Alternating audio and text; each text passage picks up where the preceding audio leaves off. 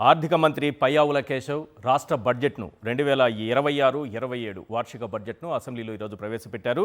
3,32,205 కోట్లతో వార్షిక బడ్జెట్ను ప్రవేశపెట్టారు. వైద్య శాఖకు 19,306 కోట్లు, వ్యవసాయ శాఖకు 11,745 కోట్లు, పంచాయతీరాజ్ శాఖకు 22,941 కోట్లు, ఇట్లా ప్రధానంగా పలు శాఖలు కనిపిస్తున్నప్పటికీ కూడా 75,868 కోట్ల రూపాయలు భారీగా ద్రవ్యలోటు చూపించడం జరిగింది. అదే సమయంలో 22,000 కోట్లు రెవెన్యూ లోటుగా చూపించారు.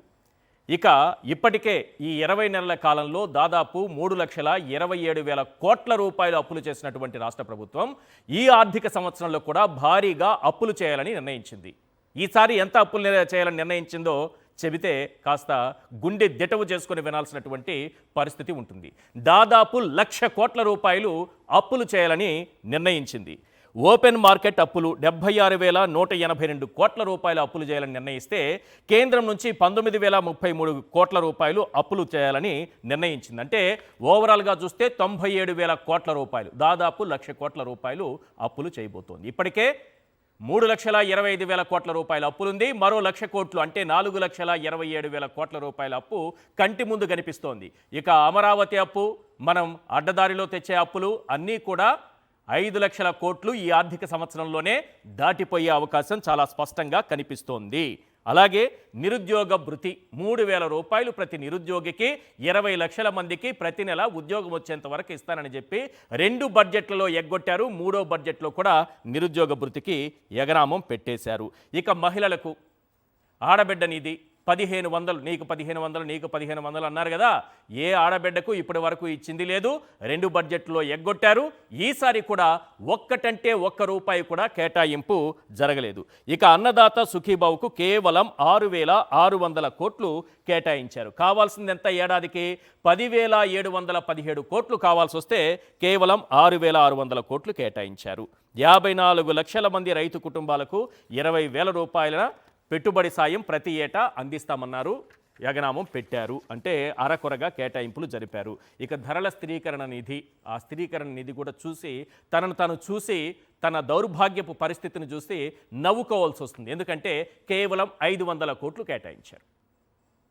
మామిడి రైతును చూసాము, మనం అన్ని మిర్చి రైతును చూసాము, పొగాకు రైతును చూసాము, టమాటా రైతును చూసాము, ఉల్లి రైతును చూసాము, ఏ రకంగా అవస్థలు పడ్డారో చూసాం కదా. ఇన్ని చూసిన తరువాత కూడా మనం కేటాయించింది ఎంతయ్యా అంటే 500 కోట్లు. ఇక ప్రభుత్వ పాఠశాలల విషయంలో సిబిఎస్ఈ, ఐబీ, టోఫెల్ వీటిని రద్దు చేస్తామని ప్రకటించారు. జగన్మోహన్ రెడ్డి గారు తీసుకొచ్చిన సంస్కరణలపైన ఏ రకంగా కక్ష కట్టారో మనకు క్లియర్గా అర్థమవుతోంది. నాడు నేడు ద్వారా గతంలో 11,000 కోట్ల రూపాయలు దాదాపుగా ఖర్చు పెడితే ఈసారి 1,500 కోట్ల రూపాయలు మాత్రమే కేటాయించారు. అదైనా ఖర్చు పెడతారో లేదో తెలియదు. నేను ఎందుకంటే ఎమ్మెల్యే గారు నిన్న మొన్న మాట్లాడుతూ, తాటిపర్తి చంద్రశేఖర్ గారు మాట్లాడుతూ నాడు నేడు కింద ఎంత ఖర్చు పెట్టారని రాష్ట్ర ఒక అధికారిని, కలెక్టర్ని అనుకుంటాను, వారు అడిగితే ఒక్క రూపాయి కూడా ఖర్చు పెట్టలేదని వాళ్ళకి సమాధానం వచ్చిందని విన్నాం. ప్రస్తుతం తాటిపర్తి చంద్రశేఖర్ గారు వైఎస్ఆర్సీపీ ఎమ్మెల్యే మనకు లైవ్లో అందుబాటులో ఉన్నారు. వారితో మాట్లాడదాం. సార్, చాలా అంశాలు ఉన్నాయి మాట్లాడుకోవాల్సింది. ఉద్యోగుల అంశం ఉంది, ఫీజు రియంబర్స్మెంట్ అంశం ఉంది, పేదల గృహ నిర్మాణం ఉంది, పెన్షన్స్ ఉన్నాయి, అలాగే ఎస్సీ, ఎస్టీ, బీసీ వీళ్ళకి 50 ఏళ్లకే పెన్షన్ అన్నారు, అది లేదు. వీటన్నిటిని మాట్లాడుకునే ముందు ఓవరాల్గా ఈ బడ్జెట్ చూసినప్పుడు మీకేమనిపించింది? చంద్రశేఖర్ గారు. సార్, డాబుసరి మాటలు. అందరికీ నమస్కారం సార్, ప్యానెల్లో ఉన్నటువంటి పెద్దలకి, సాక్షి టీవీ ప్రేక్షకులకి, వీక్షకులకి అందరికీ నమస్తే సార్. సార్, ఈ బడ్జెట్ చూసినప్పుడు డాబుసరి మాటలు, డబ్బా కబుర్లు, కాగితాలపై కాకి లెక్కలు, అల్లినటువంటి కథల వల్లింపులు, చంద్రబాబు నాయుడు గారి యొక్క ఇంద్రజాలం ఈయన మీద కూడా బాగా పనిచేసినట్టుంది.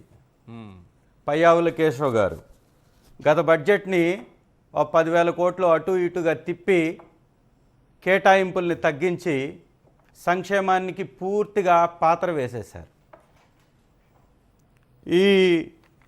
ఆ బడ్జెట్ ప్రసంగంలో వారు మాట్లాడుతూ కౌటిల్యుడి అర్థశాస్త్రంలో చెప్పినట్టుగా సామాన్యుల సంతోషమే రాజు సంతోషం, సామాన్యుల సంక్షేమమే రాజు సంక్షేమం, రాజు తన వ్యక్తిగత ప్రయోజనాలు సంక్షేమం గురించి ఎన్నడూ ఆలోచించకూడదు.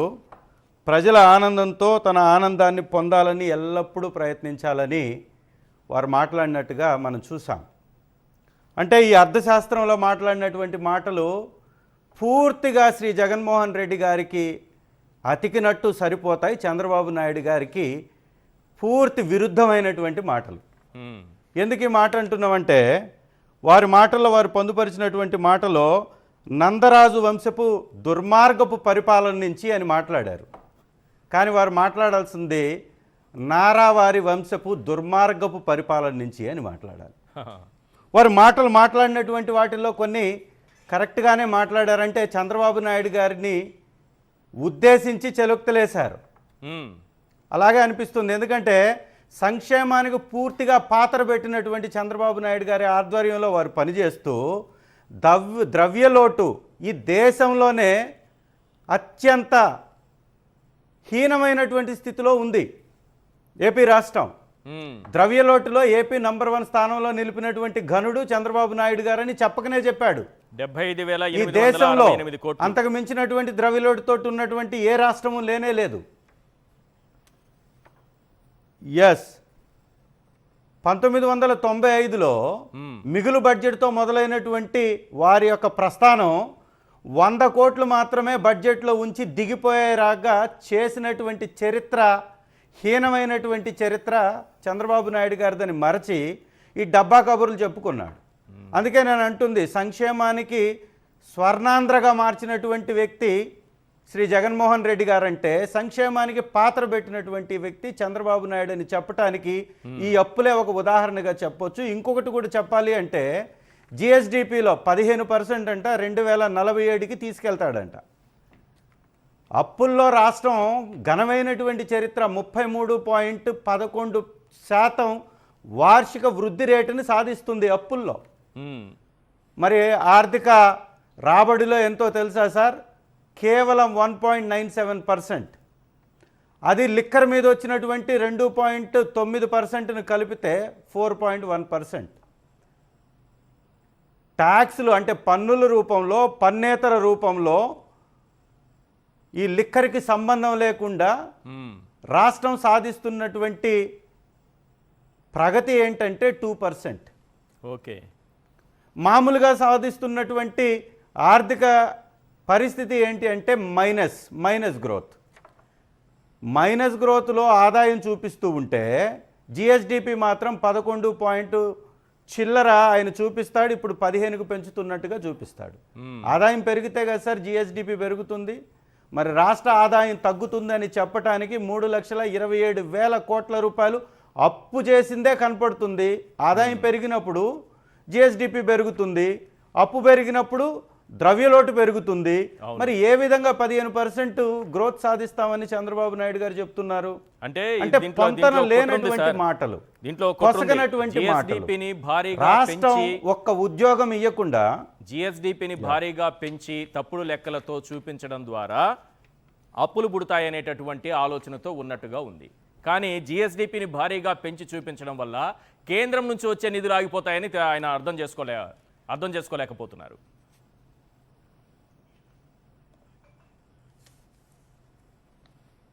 అన్నీ తనకు తెలుసు సార్.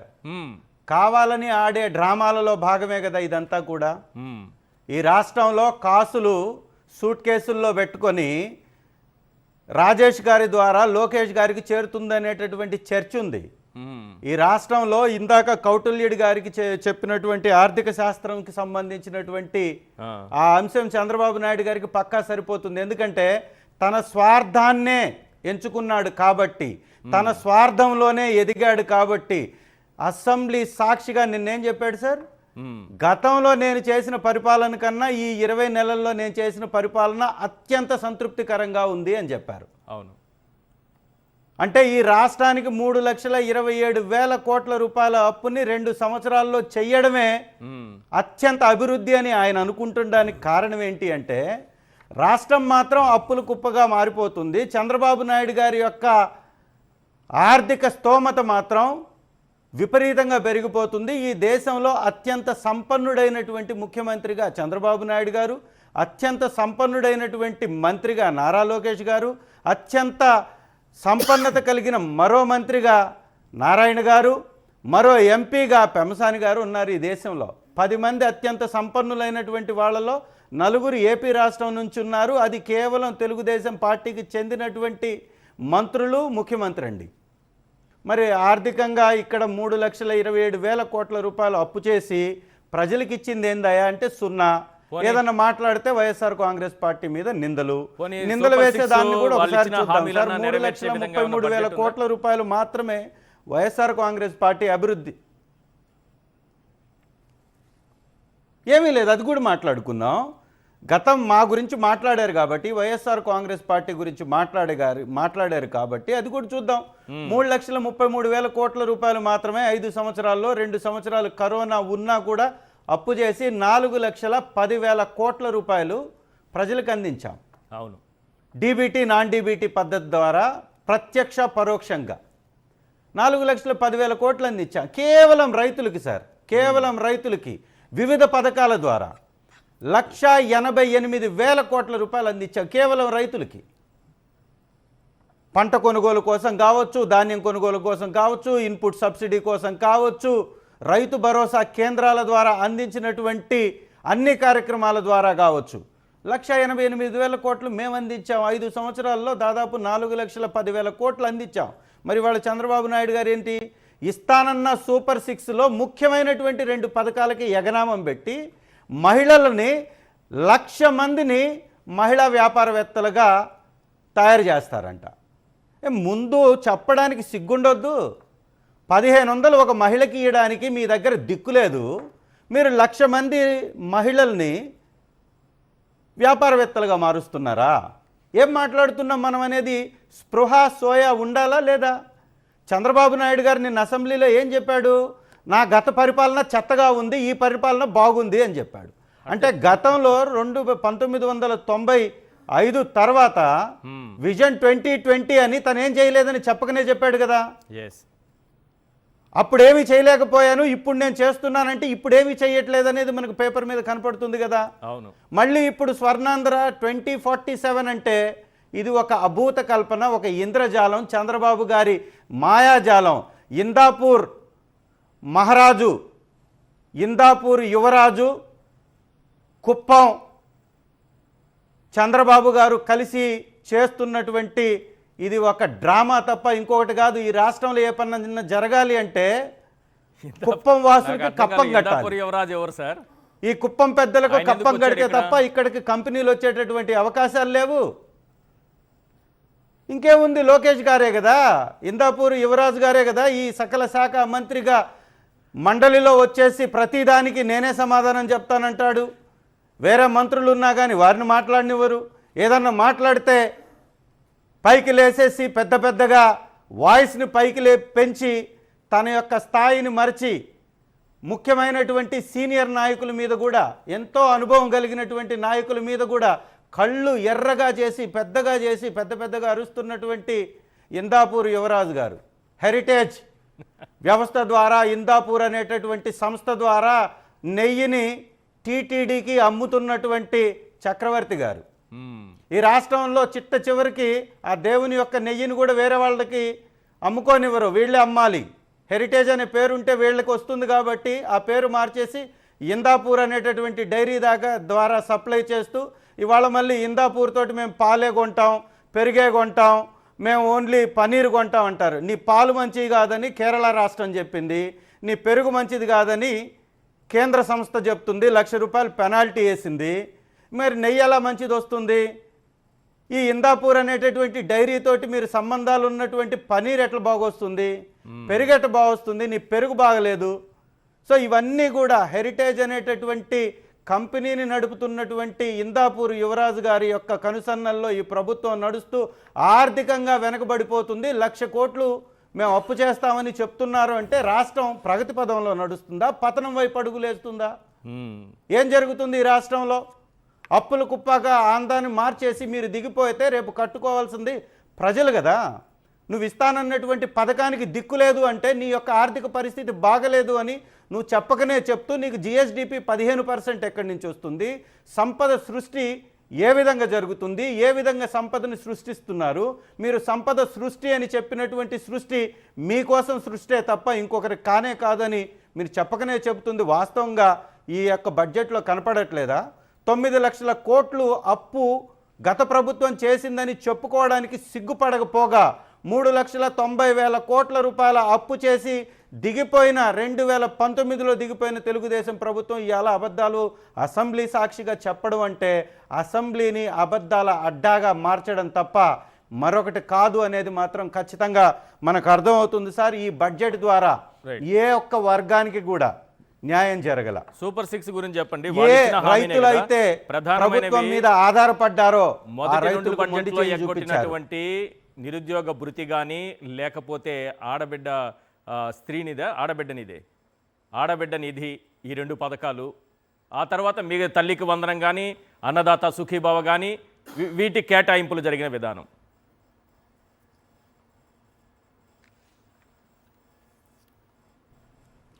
సార్, నిరుద్యోగ భృతిని అయితే అడకెక్కిచ్చేశారు.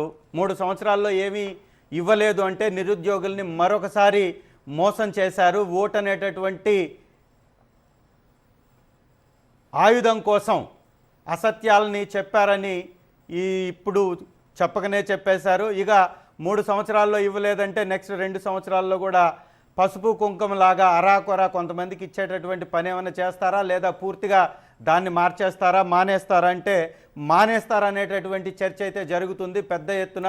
నిరుద్యోగులకు ఇది మోసం. చంద్రబాబు నాయుడు గారి మీద ఖచ్చితంగా నిరుద్యోగులందరూ 420 కేసు పెట్టాలి. ఇదేంది పసుపు 10,000 రూపాయలు ఇస్తానని వాలంటీర్లు మోసం చేసినట్లే ఉద్యోగాలు ఇస్తానని నిరుద్యోగుల్ని నిరుద్యోగ భృతి ఇస్తానని గతంలో కూడా 2019 ఇస్తానని చెప్పి వాళ్ళ మీద ఉన్నటువంటి రుణాలని మహిళల మీద ఉన్నటువంటి రుణాలని మాఫీ చేస్తానని చిట్ట చివర ఓట్ల కోసం పసుపు కుంకుమ పేరుతోటి చంద్రబాబు నాయుడు గారు ఒక డ్రామా ఆడితే 2019లో ఆ పసుపు కుంకుమని ఆ చంద్రబాబు నాయుడు గారి తెలుగుదేశం పార్టీ ముఖానికి రుద్ది మహిళలు వైఎస్ఆర్ కాంగ్రెస్ పార్టీకి ఓటేశారు. ఇలాంటి మోసం చేయడం వల్లనే ఇప్పుడు మరొకసారి మహిళల్ని మోసం చేశారు. 1,500 రూపాయలు ఇస్తానని దగా చేశారు. బస్సుల్లో కూడా ఉచిత ప్రయాణం అని చెప్పి డబ్బా కొట్టుకుంటున్నటువంటి పయ్యావుల కేశవ్ గారు ప్రధానమైనటువంటి సర్వీసెస్లో ఎత్తివేసి అరాకొర గ్రామాలలో నడిచేటటువంటి వాటిని ఉంచేశారు. ఎక్కడికి పోవాలన్నా లైవ్ కంటిన్యూ చేద్దాం. ఒకసారి మండలిలో విపక్ష నేత వైఎస్ఆర్సీపీ నేత బొత్స సత్యనారాయణ గారు మాట్లాడుతున్నారు. ఆ లైవ్ చూద్దాం. ఇంతకుముందు వచ్చి డోక్రా సంఘాలను బలోపేతం చేస్తూ మహిళలు వచ్చి వాళ్ళ కాళ్ళ మీద వాళ్ళు నిలబడాలని చేదోడుగా ఉండాలనే కుటుంబానికి, తద్వారా వారిలో ఒక ఎంటర్‌ప్రెన్యూర్‌షిప్ పెరగాలని ఆ కార్యక్రమాన్ని గత ప్రభుత్వాలు చేశాయి. ఎప్పటి నుంచో గత ప్రభుత్వంలో మా జగన్మోహన్ రెడ్డి ప్రభుత్వం అయితే అంతకుముందు స్వర్గీయ రాజశేఖర రెడ్డి గారు వచ్చి వాళ్ళకి ఇస్తున్న వడ్డీ రాయితీల్లో పావుల వడ్డీ పెట్టారు. ఆ తర్వాత ప్రభుత్వం వచ్చి 0 వడ్డీ చేసింది. అది వచ్చి ఆ తర్వాత వచ్చిన చంద్రబాబు నాయుడు కానీ దాన్ని కొనసాగించారు. అదే జగన్మోహన్ రెడ్డి గారు అయితే టెన్షన్గా ఎక్కడ ఒకరోజు కూడా గ్యాప్ లేకుండా 100% వాళ్ళు 0 వడ్డీని డిబిటీ ద్వారా వాళ్ళకి ఇచ్చేవారు. 19 నెలల కాలం అయింది. అది ఆ స్కీమ్ ఉందో, ఆ స్కీమ్ పోయిందో, ఆ 0 వడ్డీ ఏమైందో, దాని పోతే ఇంకేదైనా కార్యక్రమం తీసుకొచ్చారంటే చెప్పిన పాపాన్ని కానీ, లేదా ఆ సంఘాలు మేము వచ్చి గుర్తించలేదని చెప్పిన మాట కానీ, దానికి కేటాయింపులు కానీ ఇవ్వలేదు, కేటాయింపులు లేవు. మరి నువ్వు ఏ విధంగా నువ్వు ఎంటర్‌ప్రెన్యూర్స్ని పారిశ్రామిక తయారు చేస్తావు? చంద్రబాబు నాయుడు గారు చెప్పండి. ఇది మోసం కదా? ఇలాంటివి 1 కాదు 2 కాదు, ప్రతి సెక్టార్లో ఉన్నాయి. ప్రతి సెక్టార్లో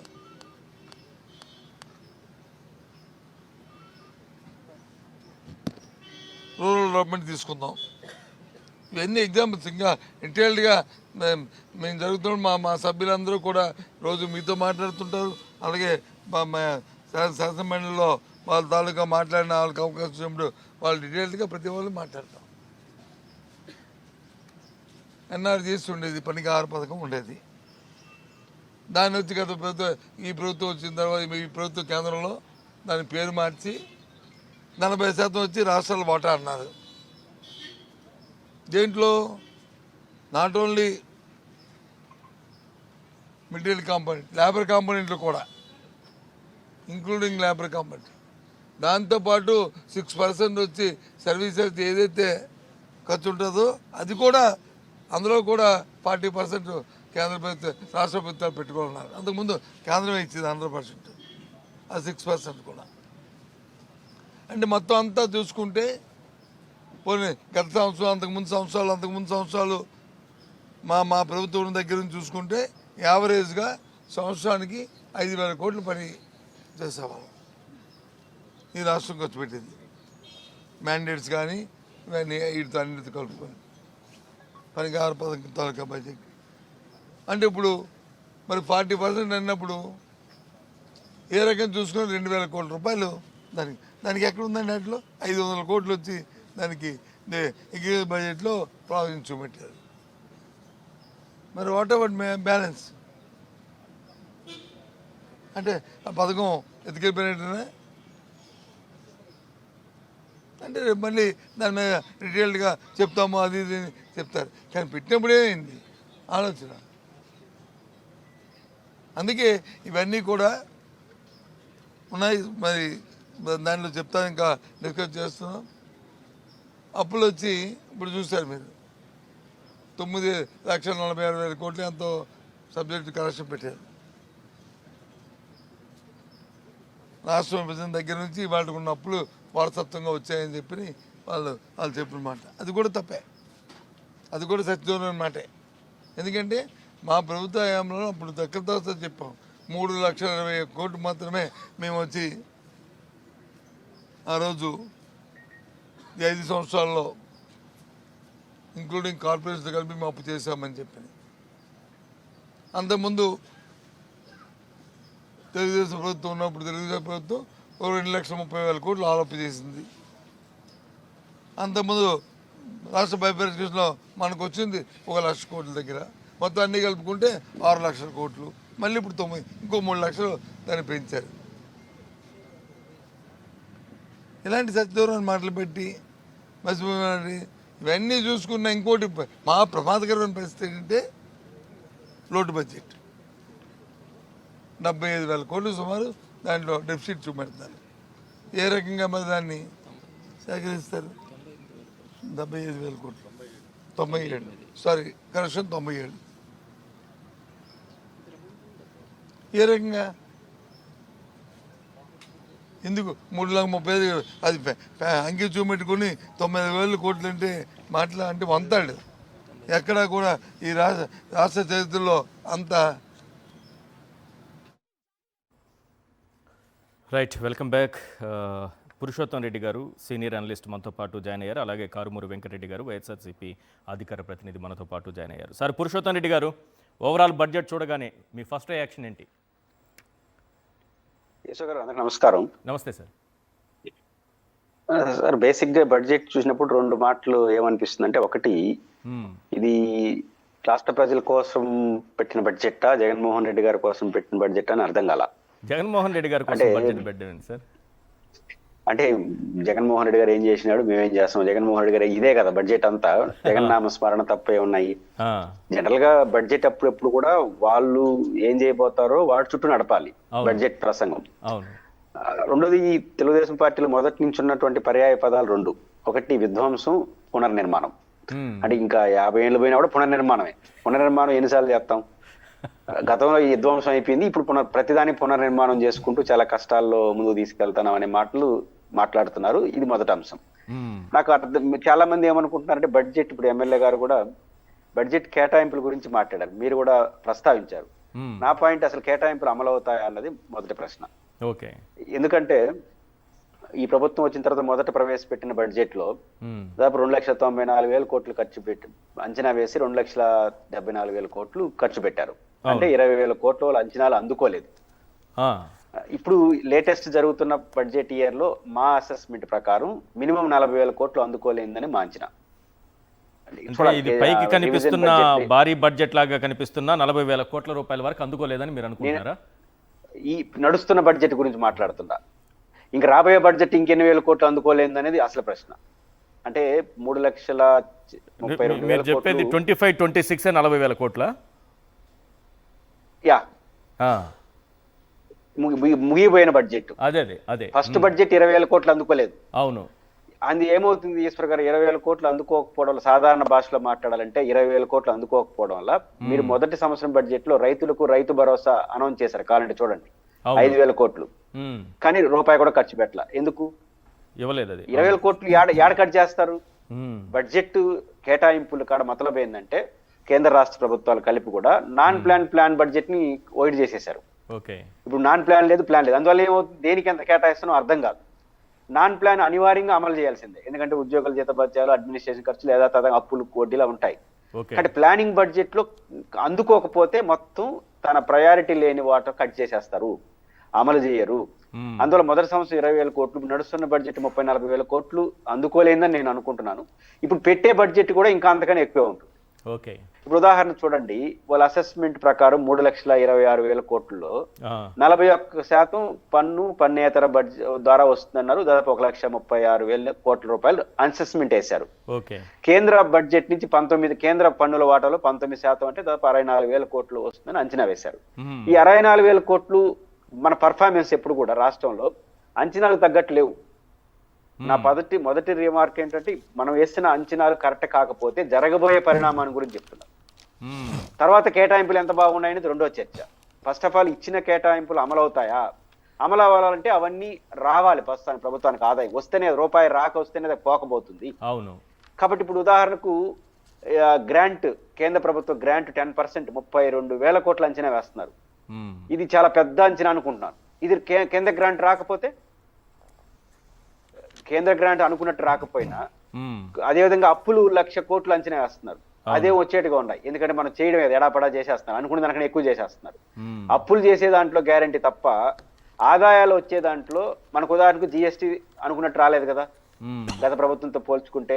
అనుకున్నట్టు రాకపోతే ఏమవుతుంది, పన్ను కానీ పన్నేతర ఆదాయం తగ్గినా, కేంద్ర పన్నుల వాటలో తగ్గిన, గ్రాంట్ తగ్గిన, ఆటోమేటిక్ గా దాని యొక్క కోతలు కేటాయింపుల్లోనే ఉంటాయి. ఆ కేటాయింపులు ఎక్కడుంటాయి? నేను మొదటి సంవత్సరం చెప్పాను, 5,000 కోట్ల రూపాయలు మనకు రైతు భరోసాకి అన్నారు, రూపాయి కేటాయించాల, ఫస్ట్ ఇయర్ ఖర్చు చేయాల. అంటే 20,000 కోట్ల రూపాయలు 5,000 కోట్లు ఆడ కట్ చేసేసినారు. ఇరిగేషన్స్ కి దాదాపు 12,000 కోట్లు ఎంత అనుకున్నారు, 7-8,000 కోట్లు ఖర్చు పెట్టారు. అంటే 4-5,000 కోట్లు ఆడ కట్ చేసేసారు. ఈ రోజు 18,000 కోట్లు ఇరిగేషన్ కేటాయించారు. కేటాయింపులు ఓకే. ఆ తర్వాత నేను అనుకున్నట్టు 40,000 కోట్లు 50,000 కోట్లు అంచనాలు అందుకోకపోతే ఆ 50,000 కోట్లు యాడ కట్ చేసేస్తారంటే ఇప్పుడు కేటాయించిన దాంట్లోనే కట్ చేయాలి తప్ప ఇంకో దాంట్లో సాధ్యం కాదు. కాబట్టి ఇక్కడ బడ్జెట్ అంచనాల్లోనే 3,32,000 కోట్ల అంచనానే రాష్ట్ర పరిస్థితికి తగ్గట్టుగా లేదు. అనుకున్నట్టు అంచనాలు రాకపోతే కేటాయింపుల్లో కట్ చేస్తారంటే ప్రయారిటీ లేని వాళ్ళ ప్రయారిటీ, పొలిటికల్ ప్రయారిటీ లేని వాటి కేటాయించేస్తారు, తగ్గించేస్తారు. ఉదాహరణకు రాజధానికి 6,000 కోట్లు. ఒక పక్క మీరు ఏమంటున్నారు, అది సెల్ఫ్ ఫైనాన్స్ అంటున్నారు, కేంద్ర ప్రభుత్వం అప్పులు ఇస్తామంటున్నారు, తీసుకొస్తామంటున్నారు. మళ్ళీ మీకు రాష్ట్ర బడ్జెట్ నుంచి ఎందుకు కేటాయిస్తున్నారు? లాస్ట్ ఇయర్ 6,000 కోట్లు కేటాయించారు. ఇప్పుడు మనం లెక్కలు చూడాలి, 6,000 కోట్లు కేటాయించి 6,000 కోట్లు ఖర్చు పెట్టారు. అసలు రాజధానికైనా కనీసం కాదు, దాదాపు 50,000 కోట్ల రూపాయలు అప్పులు తెచ్చేశారు. ఖర్చు పెట్టిన బడ్జెట్ లో పెట్టిన దాన్ని కూడా ఖర్చు పెట్టలేకపోయారు ఇప్పటి వరకు. ఖర్చు పెట్టాలంటే డబ్బులు రావాలి. అది నా మేజర్ అబ్జెక్షన్ అదే.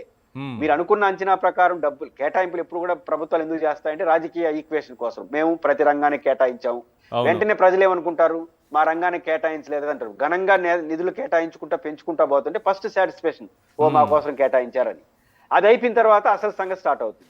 ఇప్పుడు రివిజన్ బడ్జెట్ ఏదైతే మళ్ళీ బడ్జెట్ లెక్కలు మొత్తం సరిదిద్దారో, బడ్జెట్ మళ్ళీ రాష్ట్ర అసెంబ్లీ ఆమోదం పొందాలి కదా, అప్పుడు తేలుతండది బడ్జెట్. ఫస్ట్ ఇయర్ లో 20,000 కోట్లు, ఈ సంవత్సరం 40,000 కోట్లు అనుకుంటున్నాను. పెట్టబోయే బడ్జెట్ లో అంతకన్నా ఎక్కువ ఉంటుంది, తక్కువ ఉండదు. ఎందుకంటే కేంద్రం నుంచి 32,000 కోట్ల రూపాయలు అసెస్మెంట్లు వస్తాయా? లాస్ట్ టైం బడ్జెట్ చూసినప్పుడు అంత రావట్లేదు. కాబట్టి మీ అంచనాల్లో లోపాలు ఉన్నాయి.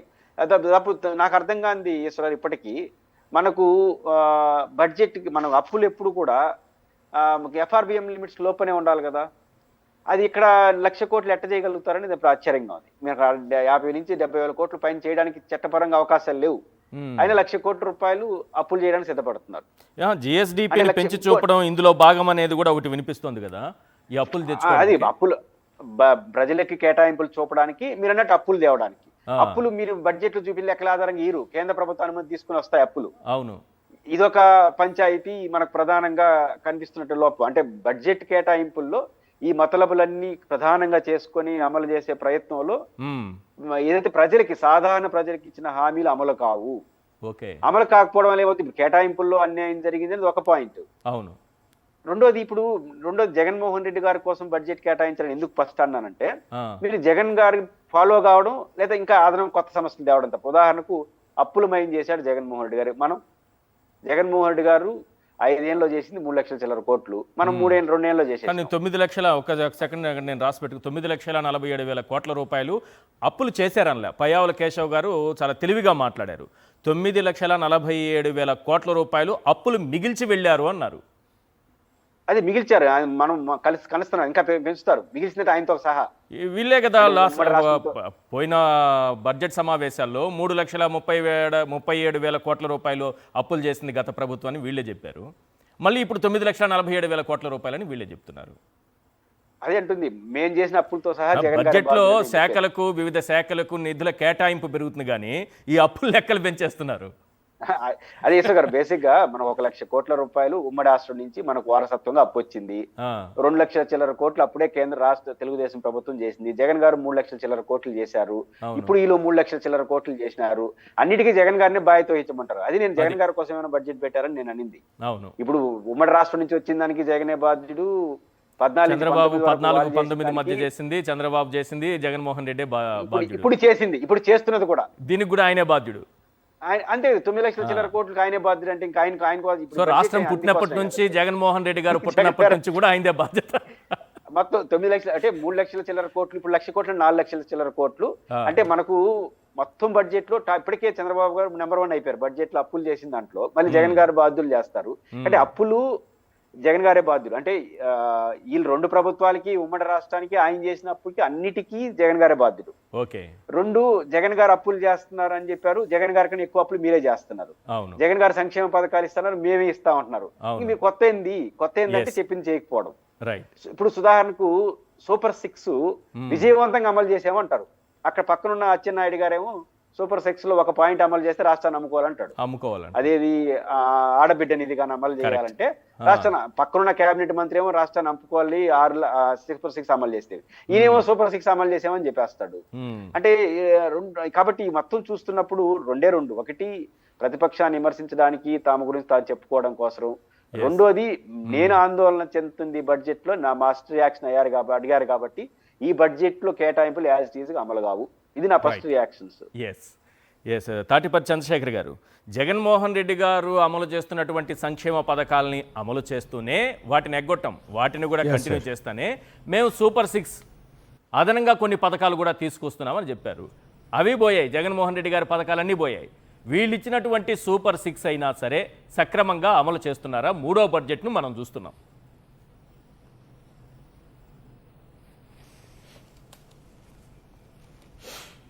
ఎస్ సార్, నిజంగా కూడా వాళ్ళు చెప్పటానికి ఏమాత్రం సిగ్గుపడరు, నిర్లజ్జగా మాట్లాడుతూ ఉంటారు అని చెప్పటానికి కొంచెం ఇబ్బంది అయినా కూడా, అసెంబ్లీ అనేది దేవాలయం అని చంద్రబాబు నాయుడు గారే అంటారు. అక్కడ రౌడీల్ని, గోండాల్ని, అసత్యపు వ్యక్తుల్ని ఉంచము అని చెప్తారు. అవును, మరి బడ్జెట్ ప్రసంగంలోనే ఇన్ని అబద్ధాలు. ఇప్పుడు వాళ్ళు చెప్పినటువంటి అన్నదాత సుఖీభవ, జగన్మోహన్ రెడ్డి గారు రైతు భరోసాకి దాదాపు 53 లక్షల మందికి సహాయం చేయడం కోసము ఆ రోజు మేము కేటాయించినటువంటి డబ్బు కన్నా 20,000 రూపాయలు వీళ్ళు ఇస్తానని, అదనంగా ఇస్తానని చెప్పిన దానికి 10,000 కోట్ల రూపాయలు తగ్గితే వచ్చే అవకాశమే లేదు. ఎందుకంటే 53 లక్షల మంది రైతులు ఉన్నారు, పైన ఇంకా పెరిగి ఉండొచ్చు, తగ్గే అవకాశం ఉండదు కదా. సో అలాంటప్పుడు 6,000 కోట్ల రూపాయలు ఇచ్చి ఏ విధంగా మీరు ఆ యొక్క పథకాన్ని అమలు పరుస్తారో చెప్పాలి.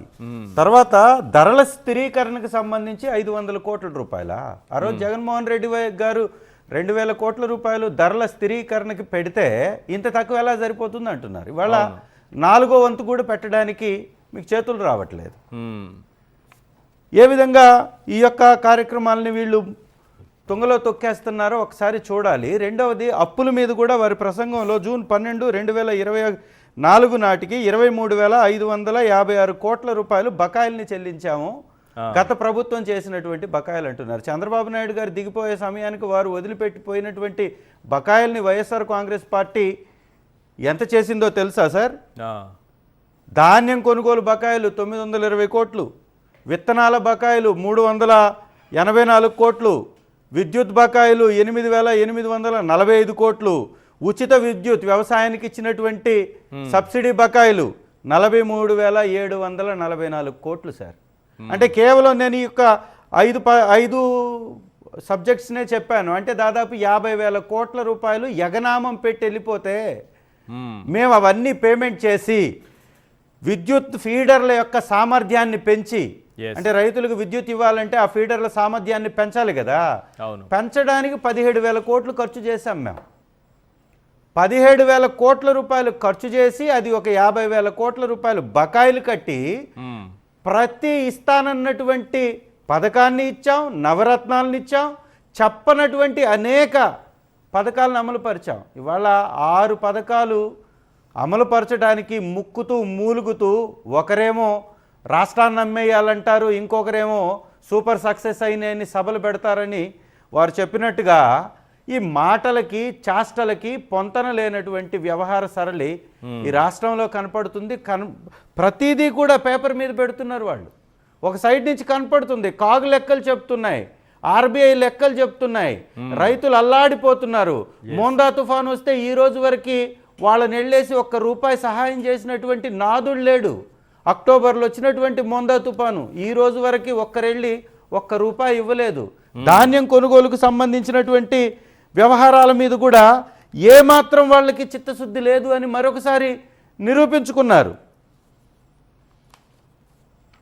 అంటే వైఎస్ఆర్ కాంగ్రెస్ పార్టీలో మా ప్రభుత్వంలో ఒక్క ఆక్వా రైతులకు 3,497 కోట్లు ఇచ్చాం సార్.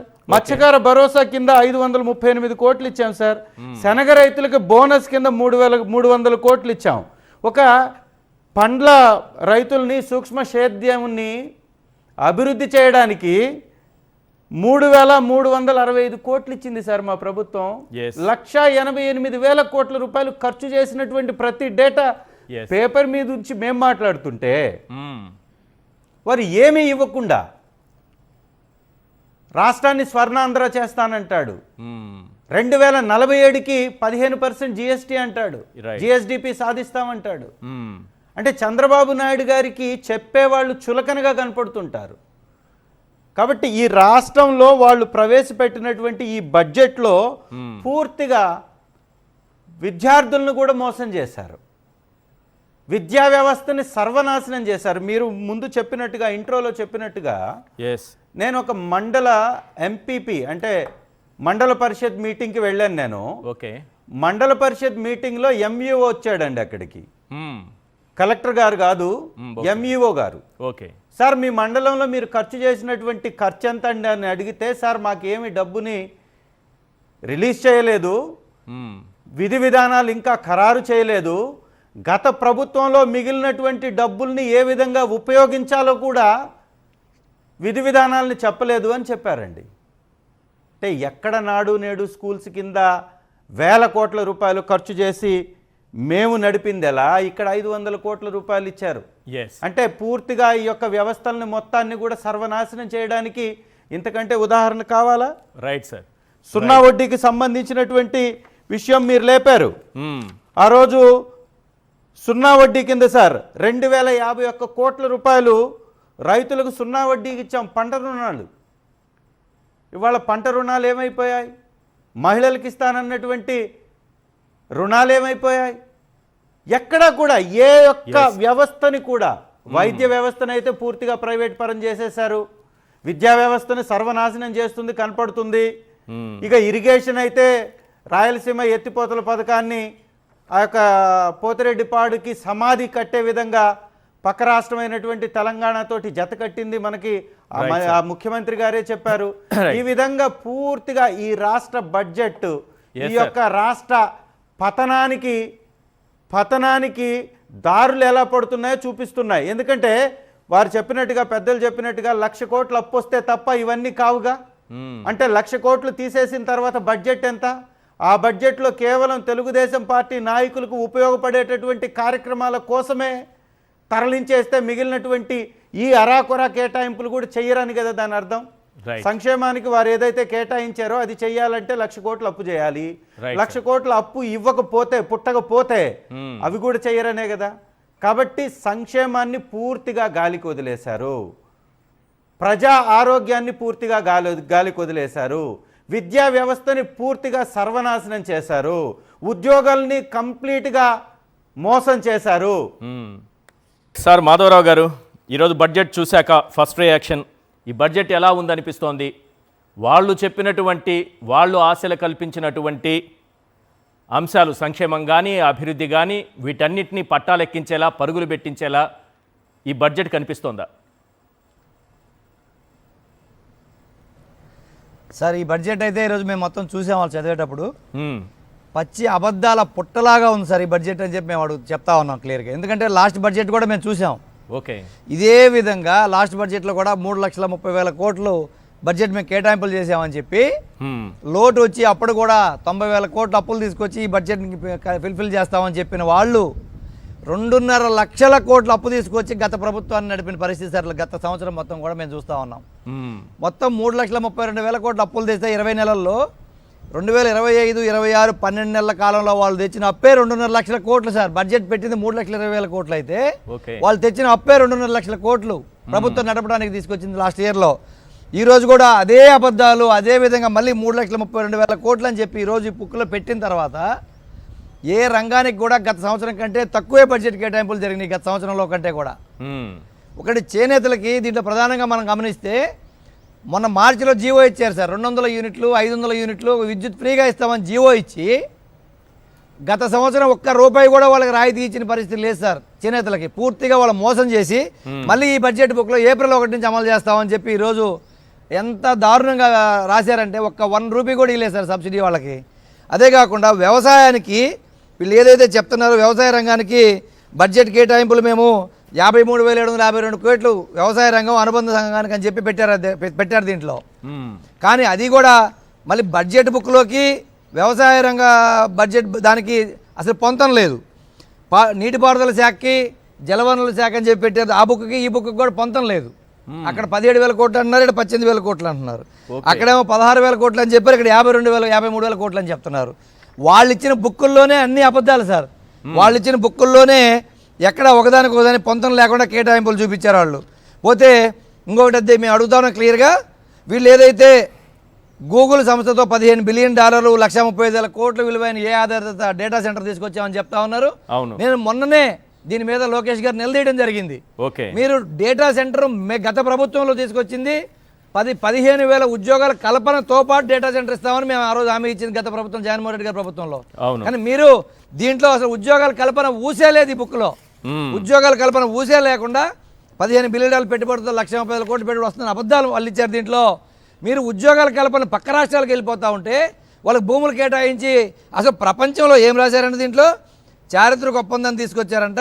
అంతర్జాతీయంగా పోటీపడి తీసుకొచ్చాము, ఆంధ్రప్రదేశ్ చీఫ్ జాబ్ క్రియేటర్గా కొనియాడడం సముచితం అని చెప్పి పెడితే అసలు ఏ భాషలో వెళ్ళిన అనాలో అర్థం కాని పరిస్థితి ఈరోజు మాకు అనిపిస్తూ ఉంది.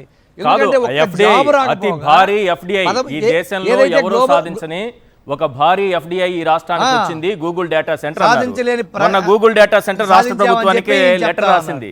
ఏమని రాసింది? గూగుల్ డేటా సెంటర్ రాష్ట్ర ప్రభుత్వానికి ఒక లెటర్ రాసింది. ఈ డేటా సెంటర్ బాధ్యత అదానీదే, నిర్మాణం నిర్వహణ ఆ సంస్థదే, ప్రభుత్వానికి గూగుల్ లేఖ, అదానీ పేరిటే భూమి కేటాయింపు, అదనంగా మరో 170 ఎకరాలు, కేబినెట్ కూడా సూత్రప్రాయంగా నిర్ణయం తీసుకుంది అని అంగీకారం. సార్ గత ప్రభుత్వంలో మనం గ్లోబల్ సమ్మిట్ పెట్టినప్పుడే వాళ్ళందరూ దీనికి అంగీకారం తెలిపి అగ్రిమెంట్లు కుదిరినాయి సార్. అప్పుడు మన ప్రభుత్వం 15,000 నుంచి 20,000 ఉద్యోగాలు కల్పన చేస్తేనే మేము డేటా సెంటర్కి మీకు భూములు ఇస్తాం సహకరిస్తామని చెప్పింది మన ప్రభుత్వం. వీళ్ళు దాన్ని పక్కకి నెట్టి ఈరోజు ఓన్లీ డేటా సెంటర్ ఇక్కడ తీసుకుంటే వాళ్ళు కర్ణాటకలో అదే గూగుల్ సంస్థ 2 నెలల్లోనే మళ్ళీ వెళ్ళి అక్కడ దాదాపు 24 లక్షల స్క్వేర్ ఫీట్ ల్యాండ్ రెంట్కి తీసుకొని 20,000 ఉద్యోగాలు ఇలా కర్ణాటకలో కల్పించే పరిస్థితి ఉందని అడిగితే మంత్రి గారి దగ్గర సమాధానం లేదు.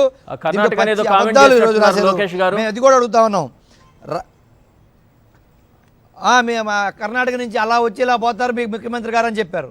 నేను దానికి సమాధానం అడిగాను. మీ మంత్రులు క్యాబినెట్ మొత్తం హైదరాబాద్లో నివాసం ఉంటారని చెప్పని మీరే ప్రత్యక్షంగా ప్రెస్లో చెప్పిన పరిస్థితి మేము చూసామని చెప్పి మేము నిలదీయడం జరిగింది.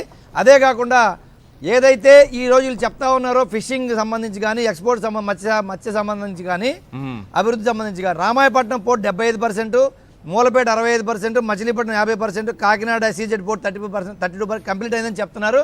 ఇది మొత్తం మన హయాంలో 2024 ముందు కంప్లీట్ అయిన డేటా ఇది ఈ 2 సంవత్సరాల్లో ఒక్క అడుగు ముందుకు వేయలేదని చెప్పి నేనే సాక్ష్యం దానికి నేను ఎక్కడ నిరూపించగలనని చెప్పి ఈ సందర్భంగా ఛాలెంజ్ చేస్తా ఉన్న ప్రభుత్వాన్ని. మొత్తం అబద్ధాలు వల్లిచ్చారు ఈ బుక్లో. ఈ బడ్జెట్ బుక్ మొత్తం కూడా ఏ రంగాన్ని చూసిన అబద్ధాలే.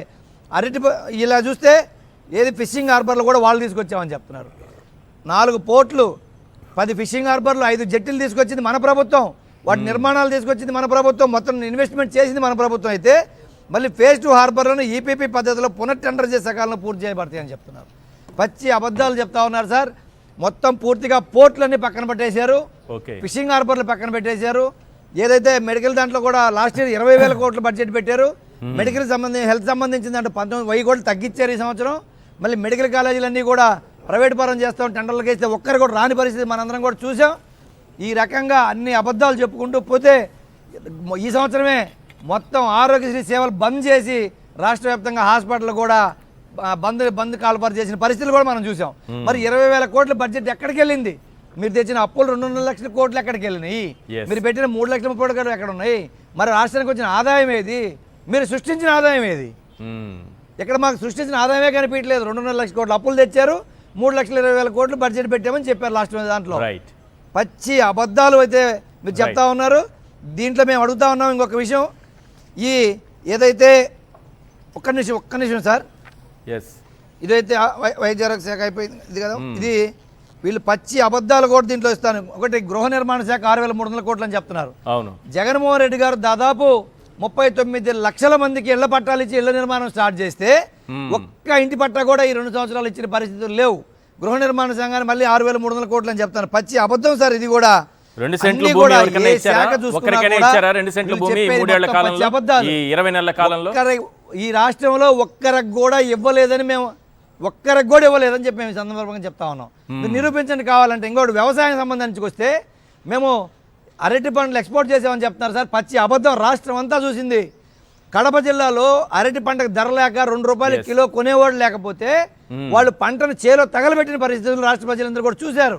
అదేవిధంగా మిర్చి కూడా మన ప్రభుత్వంలో 23,000 24,000 మంచి ధరలు అమ్మితే వీళ్ళకి ప్రభుత్వం 10,000 కూడా ధర గిట్టుబాటు కాకపోతే మిర్చి రైతులు రోడ్డు ఎక్కిన పరిస్థితి మన గుంటూరు మిర్చి ఆటలో చూసాం. కానీ ఈ రోజు వాళ్ళు ఏం కుట్ర పన్నారంటే పంట చేతికి వచ్చిన టైంలో రైతులను మోసం చేసి వాళ్ళు తక్కువ ధరలకు తీసుకొని కోల్డ్ స్టోరేజ్లో పెట్టుకొని ఈరోజు పంట లేని టైంలో 44,000 రూపాయలకి ఈరోజు అమ్ముకునే పరిస్థితి. వ్యాపారులు ప్రభుత్వంతో కుమ్మక్కై మిర్చి రైతులు మొత్తాన్ని మోసం చేసిన పరిస్థితి కళ్ళకు గట్టినట్టుగా మనకి ఈ సంవత్సరం కనిపిస్తా ఉంది. పొగాకు రైతులు మోసం చేశారు.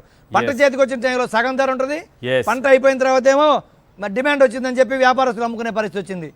ఏ రంగాన్ని చూసినా ఈరోజు జగన్మోహన్ రెడ్డి గారు సెంచరీ ప్లైవుడ్ తీసుకొచ్చినందువల్లే వరి వేసే రైతులు కూడా జామాయిల్లోకి కన్వర్ట్ అయిపోతా ఉన్నారు.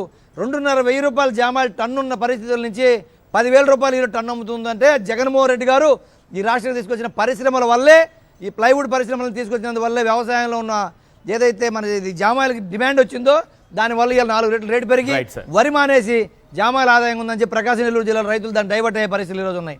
పచ్చి మోసం.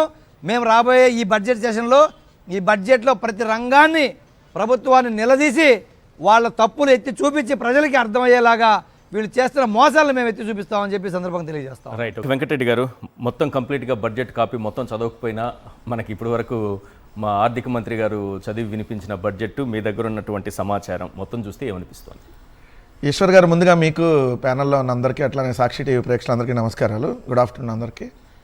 అంటే జనరల్గా మనం తెలుగులో సామెత ఉంటుంది, అన్నం కొంచెం పట్టుకొని చూస్తే ఉడికిందా లేదా చూస్తుంది, మొత్తం వెళ్ళి పిండి పిసికి అవసరం లేదు అన్నట్టుగా గడిచిన 3 బడ్జెట్లు చూస్తే, ఎందుకంటే ఈ చంద్రబాబు నాయుడు గారు కూటమి ప్రభుత్వం అధికారంలోకి వచ్చినాక 2024లో అప్పుడు పూర్తి స్థాయి ప్రవేశపెట్టడానికే చాలా లేట్ చేశారు. ఆ బడ్జెట్ని చూసినా, తర్వాత 2025లో ఫిబ్రవరి 28 ప్రవేశపెట్టిన బడ్జెట్ చూసినా, ఇప్పుడు 2026లో ఈ ప్రవేశపెట్టిన బడ్జెట్ చూసినా, మేడి పండు చూడ మేలిమయుండును పొట్ట విప్పి చూస్తే మొత్తం పురుగులు ఉండు తప్ప ఇంకేముండదు అన్నట్టుగా రోజు ఇలా ఆంధ్రజ్యోతి, ఈనాడు పత్రికలో వచ్చేటటువంటి ఏదైతే ఇక్కడ అదరహో అద్భుతం అనేది పైకి కనపడుతుంది. ఇప్పుడు బడ్జెట్ కూడా చూస్తే పైకి అలానే కనపడుతుంది. మేడి పండు చూస్తే లోపల చూస్తే మొత్తం ఎంత డొల్ల ఉంది, ఎన్ని పురుగులు ఉంది అనేది పూర్తి స్థాయిగా చూస్తే అర్థమైంది. దీంట్లో ప్రధానంగా 3 బడ్జెట్లో నేను గమనించింది ఆత్మస్తుతి, పరనింద, నాలుగు పొగుడుకోవటం. 20 నెలల తర్వాత కూడా సిగ్గా శర్మ సార్, ఇప్పుడు కుటుంబ సభ్యులను కూడా దగ్గర వెళ్ళిపోయారు. పునర్నిర్మాణం చెప్పారు కాదు, వాళ్ళ తాను ఆత్మస్తుతి, జగన్ గారి మీద నిందేయటం ప్రతిదానికి. అదే మీరు ఎందుకు ఏం చేయలేకపోతున్నారంటే జగన్ గారి మీద నిందేయటం. ఆత్మస్తుతి, పరనింద వరుసగా 3 బడ్జెట్లో మనకు కనపడింది. ప్రజల్ని మోసం దగా చేయటం మాత్రం కామన్ గా ఈ 3 బడ్జెట్లో కనపడింది. ఎందుకంటే ఈ బడ్జెట్లో కూడా మీరు చూడండి, ఏదైతే నిరుద్యోగ వృత్తి కింద ₹1 కేటాయించలా. 3 బడ్జెట్లో నిరుద్యోగ వృత్తి 0. అదేవిధంగా చూస్తే ఆడబిడ్డ నిధి 0. ఏమన్నా ఇంకా పెరుగుద్దా అంటే పెరగట్లా బడ్జెట్. ఇప్పుడు ఎందుకు మీకు 20 లక్షల మంది కోత వేశారా, ఏది అమ్మఒడికి సంబంధించి తల్లికి 100. సరే ఈ బడ్జెట్లో ఏమైనా పెంచుతారా అంటే అది పెంచలా. సో 7 లక్షల మంది రైతులకు మొన్న కోత విధించారు, అదేమన్నా ఏది రైతు భరోసా. అదేమన్నా ఈ బడ్జెట్లో కనీసం 7 లక్షల్లో కొంతమంది యాడ్ చేస్తారంటే అది లేదు. ఏది 14,000 పోయిన బడ్జెట్లో ఏది రైతు భరోసా కింద పెట్టింది, అన్నదాత సుఖీబాబు దాని పేరు మార్చి. ఇప్పుడు ఏమైనా 20,000 పెడతారంటే అది లేదు. ఇంకొకటి ఇక్కడ మనం చూస్తే పెన్షన్లు ఏదైతే వీళ్ళు చెప్పుకుంటున్నట్టు 63 లక్షల మందికి పెన్షన్ ఇస్తున్నాం అంటున్నారు కదా, 66 లక్షల మందికి చంద్రబాబు నాయుడు గారు చంద్రబాబు నాయుడు గారు ముఖ్యమంత్రి అయ్యే సమయానికి ఉన్నటువంటి పెన్షన్లు 66 లక్షలు జగన్ గారు ఉన్నప్పుడు ఇచ్చినాయి. దాన్ని 3 లక్షలు కట్ చేశారు. మళ్ళీ ఇచ్చిన హామీ ఏంటి, 50 సంవత్సరాలు దాటినటువంటి ఎస్సీ, ఎస్టీ, బీసీ మైనార్టీలు కూడా పెన్షన్ ఇస్తా అన్నారు. అప్పుడు 20 లక్షల మంది ఉన్నారు. జగన్ గారు 50 నుంచి 60 సంవత్సరాల మధ్య ఉన్నటువంటి వాళ్ళు 20 లక్షల మంది ఉన్నారు. జగన్ గారు దిగిపోయే సమయానికి 2 లక్షల పెన్షన్లు ఇంకా పెండింగ్ లో ఉన్నాయి, అప్లై చేసుకుని ఎలక్షన్ కోడ్ వల్ల. అప్పుడు 49 ఏళ్ళు, ఇప్పుడు 50 దాటుంటారు. అప్పుడు 60 ఏళ్ళు, అప్పుడు 59 ఏళ్ళు 60 దాటున్నారు. అప్పటికి 60 ఏళ్ళు ఆల్రెడీ అప్లై చేసిన వాళ్ళు ఉన్నారు. అంటే ఇంకా 30 లక్షల మందికి పెన్షన్లు ఇప్పుడు ఎగ్గొడుతున్నటువంటి పరిస్థితి. ఓవరాల్ గా చూస్తే 30 లక్షల మంది చంద్రబాబు నాయుడు ఇచ్చిన హామీ ప్రకారం 30 లక్షల మందికి ఇంకా ఎగ్గొడుతున్నట్టు. కొత్త పెన్షన్లు ఏది 50 to 60 సంవత్సరాల మధ్య అది 20 లక్షలు ఉన్నారు అప్పుడు లెక్క. అప్పుడు 49 ఏళ్ళు, 48.5 సంవత్సరాల వాళ్ళు ఇప్పుడు 50 దాటుతారు. వాళ్ళు ఇంకో 2-3 లక్షలు పెరుగుతారు. మళ్ళీ జగన్ గారు ఉన్నప్పుడు 2 లక్షలు ఏదైతే అప్లై చేసి పెండింగ్ ఉన్నాయి ఎలక్షన్ కోడ్. అప్పుడు జనవరి దాకా కొత్త పెన్షన్లు ఇచ్చారు జగన్ గారు. సో తర్వాత మార్చి దాకా అప్లై చేసుకున్నారు, ఏప్రిల్ ఇవ్వాలి. అదే ఎలక్షన్ కోడ్ ఇవ్వడానికి లేదు. సో అవొక 2 లక్షలు ఉన్నాయి. మళ్ళీ అప్పుడు 58, 59 ఏళ్ళు 60 దాటుంటారు ఇప్పుడు. సో ఇవన్నీ చూసుకుంటే మొత్తం 30 లక్షలు ఇంకా పెండింగ్ ఉన్నాయి పెన్షన్లు. ఇదొక అంశం. రెండోది, రేపు పత్రికల్లో ఏం రాస్తారో కూడా నేను వెయిటింగ్. ఎందుకంటే ఈశ్వర్ గారు ఇక్కడ మొన్న 3,22,000 కోట్లతో గడిచిన సంవత్సరంలో బడ్జెట్ ప్రవేశపెడితే ఈనాడు రాసింది బాహుబలి బడ్జెట్ అని రాశారు. బాహుబలి బడ్జెట్ అని. బాహుబలి బడ్జెట్ 3,22,359 కోట్లతో రాష్ట్ర పద్దు ఏపీ చరిత్రలో ఇదే అత్యధికం. మరి ఎంతకంటే వాళ్ళు 10,000 కోట్లు ఎక్కువ పెట్టారు కదా. ఇది మరి బాహుబలి బడ్జెటా లేదంటే బల్లాల దేవుడు బడ్జెటా, అది కూడా రాయాలి కదా. ఎందుకంటే మోసం చేసేటటువంటి బడ్జెట్ కాదు సార్. ఇక్కడ క్లియర్ గా మనం గమనించాల్సింది ఏంటి, వీళ్ళు బడ్జెట్ లో ఈ లెక్కలు చూపిస్తున్నారు. ఏమని 3,22,359 కోట్లు గడిచిన బడ్జెట్. ఈ సంవత్సరం బడ్జెట్ 3,32,250 కోట్లు.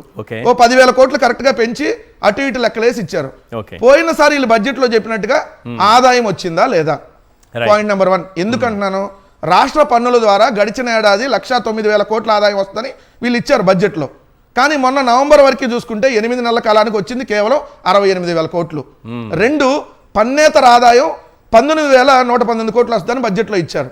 కానీ అది వచ్చింది 8 నెలల్లో కేవలం 3,670 కోట్లు. మహా అయితే 4 నెలల్లో ఇంకో 1,000-2,000 కోట్లు వస్తుంది. అది కోత. కేంద్రం గ్రాంట్లు, ఎందుకంటే వీళ్ళు డబుల్ ఇంజిన్ సర్కార్ కదా. ఈ లేకపోతే ఇప్పుడు నరేంద్ర మోడీ గారి ప్రభుత్వానికి ఒక చేయి లేనట్టే కదా. మరి అలాంటిది కేంద్ర గ్రాంట్లు 32,284 కోట్లు అండి. ఏది మనకు లాస్ట్ ఇయర్ రావాల్సిన కేంద్ర గ్రాంట్లు. కానీ నవంబర్ నాటికి 8 నెలలకు వచ్చిన 7,692 కోట్లు. అంటే నెలకు 1,000 కోట్లు కూడా రావట్లా. ఈ 4 నెలలు తీసుకున్నా 12,000 కోట్ల లోపు వస్తాయి. 32,000 కోట్లు కేంద్ర గ్రాంట్లు వస్తాయని మీరు బడ్జెట్ లో పెట్టారు గడిచిన ఏడాది. ఓకే, 32,000 కోట్లకి 12,000 కోట్లు కూడా రావట్లా ఓవరాల్ గా చూసుకున్నా. మరి ఇంకెక్కడ మీరు కేంద్ర ప్రభుత్వంలో ఉండి ఏం చేస్తున్నట్టుగా? 2, కేంద్ర పన్నుల్లో రాష్ట్ర వాటా 57,566 కోట్లు రావాలైతే 8 నెలలకు 26,000 కోట్లు వచ్చింది. సగానికి సగం కూడా అంటే ఇంకో మహా అయితే ఇంకో 10,000 కోట్లు 10,000 కోట్లు రాదు. సో వస్తున్న 36,000 కోట్లు అంటే 21,000 కోట్ల పైగా కోత. మరి ఇంకెక్కడ మీరు దీనికి సంబంధించింది? ఇప్పుడు కూడా అలానే పెట్టారు చూడండి. Right. ఇప్పుడు కూడా పోయినసారే కేంద్ర పన్నుల వాటా ఏదైతే 57,000 కోట్లు అయితే ఇప్పుడు 63,000 కోట్లు వస్తాయని పెట్టారు. పోయినసారి 57,000 కోట్లకే మొన్నదాకా వచ్చింది 26,000 కోట్లే. అంటే మహా అయితే 36,000 కోట్లు వస్తాయి. కానీ ఇప్పుడు ఎంత పెట్టారు? ఇంకా పెంచి పెట్టారు. అంటే 63,000 కోట్లు వస్తాయి కేంద్రం పైన ఎక్కువ ఆశలు పెట్టారు. అది రావట్లా. పన్నేతర ఆదాయం మొన్న 3,677 కోట్లు వస్తే ఇప్పుడు 9,975 కోట్లు వస్తాయని పెట్టారు. అది వచ్చేటటువంటి పరిస్థితి లేదు. ఇక్కడ మనం గమనించాల్సిన విషయం, పన్నులు రాష్ట్ర ప్రజల మీద మరోసారి పన్నుల భారం మోపుతున్నారని ఈ బడ్జెట్ లో క్లియర్ గా చెప్పారు. ఎందుకు? రాష్ట్ర పన్నుల ద్వారా వచ్చే ఆదాయం 1,09,000 కోట్లు గడిచిన ఏడాది. అప్పటికే రిజిస్ట్రేషన్ ఛార్జీలు పెంచారు, కరెంట్ ఛార్జీలు పెంచారు, 1,09,000 కోట్లు వస్తాయని చెప్పారు. అయినా రాలా. ఇప్పుడు 1,26,000 కోట్లు వస్తాయని పెట్టారు. అంటే అదనంగా ఇంకొక 20,000 కోట్లు ఎడిషనల్ గా వస్తాయని పెడతారు. ఎక్కడి నుంచి వస్తాయి? వీళ్ళేం పథకాలు ఇస్తే ఏమైనా జిఎస్టీ రూపంలో వచ్చే అవకాశం లేదు. ఎందుకు? ఇక్కడ బడ్జెట్ లో పథకాలకు ఎక్కడ అదనంగా పెట్టలా. మరి ఎక్కడి నుంచి వస్తాయి? అంటే మరొకసారి రిజిస్ట్రేషన్ ఛార్జీలు, కరెంట్ ఛార్జీలు మొత్తం మోగిస్తారనేది చెప్పకనే ఈ బడ్జెట్ లో చెప్పినట్టుగా క్లియర్ గా కనపడుతుంది. ఒక్క అంశం, ఎందుకంటే ఎమ్మెల్యే చంద్రశేఖర్ అన్న కూడా ఉన్నారు కాబట్టి, ఎమ్మెల్యే చంద్రశేఖర్ అన్న, అదే విధంగా ఎమ్మెల్యే బూచేపల్లి శివప్రసాద్ రెడ్డి అన్న, ఎమ్మెల్యేగా ఉన్నటువంటి ఆకేపాటి అమర్నాథ్ రెడ్డి అన్న, విశ్వేశ్వరరాజు అన్న, వీళ్ళిద్దరూ అసెంబ్లీలో అడిగినటువంటి క్వశ్చన్ మార్చి నెలలో అడిగారు. వీళ్ళు మార్చి 2025. అయ్యా, ఆంధ్రప్రదేశ్ రాష్ట్ర అప్పులు ఎన్ని ఉన్నాయి? చంద్రబాబు నాయుడు గారు నోటికి ఏదో వస్తే అది వాగుతున్నాడు, అసలు ఆంధ్రప్రదేశ్ రాష్ట్ర అప్పులు ఎన్ని ఉన్నాయో అని అడిగితే, ఇదే పయ్యావుల కేశవ్ గారు అసెంబ్లీలో చెప్పినటువంటిది, ఆంధ్రప్రదేశ్ రాష్ట్ర అప్పులు 6,46,000 కోట్లు మాత్రమే ఉన్నాయి. ఏది? అంతకుముందు మనకు వారసత్వంగా వచ్చిన అప్పులు, రాష్ట్రం విడిపోయిన వచ్చినప్పుడు, చంద్రబాబు నాయుడు గారు 5 ఏళ్ళు ముఖ్యమంత్రిగా చేసినప్పుడు అప్పులు, జగన్ గారు 5 ఏళ్ళు చేసిన ముఖ్యమంత్రిగా అప్పులు, మొత్తంగా 10 సంవత్సరాల కాలంలో అంతకుముందు ఉన్న అప్పులు కూడా కలుపుకుంటే చంద్రబాబు నాయుడు గారు 5 ఏళ్ళు, జగన్ గారు 5 ఏళ్ళు పనిచేసిన 9 ఏళ్లుగా పనిచేసిన 9 ఏళ్ళు సీఎం గా పనిచేసినప్పటి అప్పులు అది మెయిన్ కలిస్తే 6,46,000 కోట్లు. దాంట్లో జగన్ గారి హయాంలో చేసింది 3,32,000 కోట్లని ఇదే ఎమ్మెల్యే చంద్రశేఖర్ అన్న, బూచేపల్లి అన్న వీళ్ళందరూ అడిగిన దానికి సమాధానంగా ఇదే నోటితో పయ్యావుల కేసు చెప్పినటువంటి మాట 6,62,000 కోట్లు అని చెప్పాడు. మరి ఈరోజు అది నోరా తాటిమట్ట? నేను అడుగుతున్నా, 9,74,000 కోట్ల అప్పు ఉంది అంటే మీరు ఏం మాట్లాడతారో మీకేం సోయి ఉండదా? అంటే మీరు అసెంబ్లీలో మీరే 6,62,000 కోట్లు అంటారు, మీరే మళ్ళీ 9,72,000 కోట్లు అంటారు, మీరే 10 లక్షల కోట్లు అంటారు. మీ దుంపదగ ఇది అసెంబ్లీనా లేదంటే మీ తెలుగుదేశం కార్యాలయమా రోజు పచ్చి అబద్ధాలు చెప్పుకోవడానికి? దీనికి కదా సమాధానం ముందు చెప్పాలి. ఇది బాహుబలి ఒప్పందం గూగుల్తో అని చెప్తే నాకు నవ్వు వచ్చింది. ఆ గూగుల్ వాళ్ళే, అరే బాబు మా కాదే ఇది మొత్తం నిర్మించేది అదాని వాళ్ళే, ఆ భూములన్నీ అదాని వాళ్ళకి ఇచ్చేయండి, మమ్మల్ని వదిలేండి బాబు, మాదని పేర్లు చెప్పి పద్దాలు మమ్మల్ని ఇన్వాల్వ్ చేయమండి, మేము ఏదో ఉంటాం ఆడ, సో మొత్తం ఇది చేసేది అదాని వాళ్ళే ఇస్తే నిన్న కేబినెట్ డెసిషన్ తీసుకుంది. నిన్న కేబినెట్ డెసిషన్ తీసుకుంటే ఈ రోజు బడ్జెట్ లో మరి అది బాహుబలి ఒప్పందం అని రాస్తారు. ఇది కూడా ఇన్వెస్ట్మెంట్ ఇది రాస్తారు. సో నేను ఒకటి క్లియర్ గా చెప్పేది ఏంటంటే, ఏం లేదు సార్ ఇక్కడ అంతా డొల్ల తప్ప ఏం లేదు. అబద్ధాలని అద్భుతంగా అసెంబ్లీలో ఎలా చెప్పాలో ఇవాళ బడ్జెట్ చూస్తే అర్థమైపోయింది. పురుషోత్తం రెడ్డి గారు, సమయం తక్కువ ఉంది, ఒక విషయం చెప్పండి. ఉద్యోగుల విషయం ఏం చెప్తారు? పిఆర్సీ కానీ, పిఆర్సీ లేదు, తీసేశారు. ఆ పిఆర్సీ ఆ చైర్మన్ని పక్కన పెట్టేశారు. ఐఆర్ ఇప్పటి వరకు అనౌన్స్ చేయలేదు. సిపిఎస్ రద్దు చేస్తామన్నారు. ఉద్యోగులు కూడా చూస్తూ ఉంటారు కదా పాపం, ఏదో ఒకటి అనౌన్స్ చేస్తారేమోనని. ఏంటి వాళ్ళ పరిస్థితి ఏంటి? ఉద్యోగుల పరిస్థితి ఏంటి? ఈశ్వర్ గారు, 2 అంశాలు. ఒకటి, ఉద్యోగులు అని చెప్పే ముందు రాష్ట్రంలో ప్రధానంగా ప్రజలు బడ్జెట్ గురించి ఆలోచిస్తున్నారు కాబట్టి ఒక అంశం చెప్పి నేను ఉద్యోగులకు వస్తాను. ఈశ్వర్ గారు, ఈ రోజు మమ్మల్ని మీ నలుగురిని డిబేట్కి పిలిచి మా నలుగురికి ఒక ఆఫర్ చేస్తారు. నాకు ఒక 40,000, వెంకటరెడ్డి గారికి ఒక 50,000, ఎమ్మెల్యేకి ఒక 40,000, ఎమ్మెల్సీ గారు లేటుగా వచ్చే 40,000. ఈ 2 లక్షల రూపాయల నుంచి మేము కొట్టాడుకుంటా ఉంటాం, నీకు ఎక్కువ నాకు. అసలు ఈశ్వర్ గారి జోబులో ఉండేది 1,20,000. ఈశ్వర్ గారి జోబులు 1,20,000 రూపాయలు పెట్టుకుని 2 లక్షల హామీ ఇచ్చారు మీరు మా నలుగురికి. మేము పట్టుకోవాలి, అసలు ఈ దగ్గర ఉండేది ఎంత ఫస్ట్ చెప్పని. ఇప్పుడు రాష్ట్ర ప్రజల పరిస్థితి కూడా అదే. ఇది మొదటి అంశం. ఉద్యోగులకు సంబంధించి ఉద్యోగ సంఘాలందరితోనూ మేము చర్చించగా అన్నప్పుడు అందరూ ఉద్యోగులందరూ ఏమైనా పిఆర్సీ గురించి ఏమైనా చర్చించాడా లేకపోతే ఇతర గురించి చర్చించారా అని చెప్తారో అని ఆశపడ్డారు. కానీ ఆయన ఏం చెప్పారంటే ఆన్లైన్ పేమెంట్ గురించి చెప్పినాడు. ఉద్యోగ సంఘాలు అందరితో విస్తృతంగా చర్చించిన ప్రకారం కీలకమైన నిర్ణయం తీసుకున్నాం. అదేంటంటే నగదు రహిత, పేపర్ రహిత పరిపాలన చేయాలి, సౌలభ్యం కల్పించాలని కీలకమైన నిర్ణయం తీసుకున్నాం అని చెప్పి ముగించారు. అంటే ఈ ముఖ్యంగా ఒకటి జగన్మోహన్ రెడ్డి గారు పిఆర్సీ కమిషన్ వేశారు. పిఆర్సీ కమిషన్ వేసిన తర్వాత ఈ ప్రభుత్వం పిఆర్సీ కమిషన్ కొనసాగించుండాలి, లేదా పిఆర్సీ రద్దు చేస్తే ఐఆర్ అన్న ఇచ్చుండాలి. అవును, ఐఆర్ఈ లేదు, పిఆర్సీ కమిషన్ రద్దు చేయలేదు, కానీ కొత్త పిఆర్సీ కమిషన్ కూడా వేయలేదు. మామూలుగా మీకు తెలుసు కదా, పిఆర్సీ కమిషన్ వేసిన తర్వాత కొట్లాడితే కానీ దాన్ని రిపోర్ట్ ఇరు. అవును, ఇంతవరకు పిఆర్సీ కమిషన్ వేయకపోతే ఇంకా కమిషన్ వేసేది ఎప్పుడు, తర్వాత వాళ్ళు రిపోర్ట్ ఇచ్చేది ఎప్పుడు, దానిపైన కేబినెట్ ఆమోదించి అంటే ఎన్నికల ముందు ఏమైనా అనౌన్స్ చేస్తారా అనేది ఒక డౌట్ ఉంది. రెండోది, అన్నిటికన్నా మించి సిపిఎస్ ఎంప్లాయీస్ చాలా తీవ్రమైన ఇబ్బందులు ఉన్నారు ఈశ్వర్ గారు. గతంలో లేని ఇబ్బందులు కొత్తగా ఏంటంటే సిపిఎస్ ఉద్యోగులు రిటైర్మెంట్ స్టార్ట్ అయినాయి. ఇది చాలా కీలకమైంది. ఇప్పుడు సిపిఎస్ ఓల్డ్ పెన్షన్ స్కీమ్ అన్నది తర్వాత విషయం. నీకు ఏదో ఒక పెన్షన్ విషయం ఫైనల్ కాకపోతే రిటైర్ అయినోడికి ఏమొస్తుంది? ఈరోజు 50,000 రూపాయలు, 1,00,000 రూపాయలు జీతం తీసుకునే ప్రభుత్వ ఉద్యోగి రిటైర్ అయిన తర్వాత నీకు పిఆర్సీ క్లియర్ కాకపోతే, నువ్వు ఓల్డ్ పిఆర్సీ ఇస్తావా, న్యూ పిఆర్సీ ఇస్తావా, లేకపోతే కనీసం సిపిఎస్ ఇస్తావా, ఏదో ఒకటి క్లియర్ కాకపోతే రిటైర్ బెనిఫిట్స్ ఎట్లా రావాలి? ఇప్పుడు రిటైర్మెంట్ లాస్ట్ ఇయర్ నుంచి స్టార్ట్ అయినాయి సిపిఎస్ ఉద్యోగులది, ఇంకా పెరుగుతారు.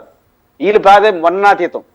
కాబట్టి ప్రభుత్వం సిపిఎస్ విషయంలో మీ డెసిషన్ ఏంటో చెప్పండి. జగన్మోహన్ రెడ్డి గారు జీపీఎస్ అన్నారు, మీరు జీపీఎస్ అమలు చేస్తారా, ఓల్డ్ పెన్షన్ స్కీమ్ అమలు చేస్తారా, లేకపోతే కొత్త పెన్షన్ ఓల్డ్ పెన్షన్ ఇస్తారా?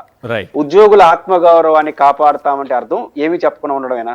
ఎన్నికల మేనిఫెస్టో చెప్పింది చూడండి కాలంటే, ఉద్యోగుల ఆత్మగౌరవాన్ని మేము కాపాడుతాం అన్నారు. ఆత్మగౌరవాన్ని కాపాడడం అంటే ఏమని అర్థం అంటే అర్థం కావట్లేదు. అంటే 2 ఏళ్ళు అయిన తర్వాత కూడా పిఆర్సీ విషయం క్లియర్ లేదు.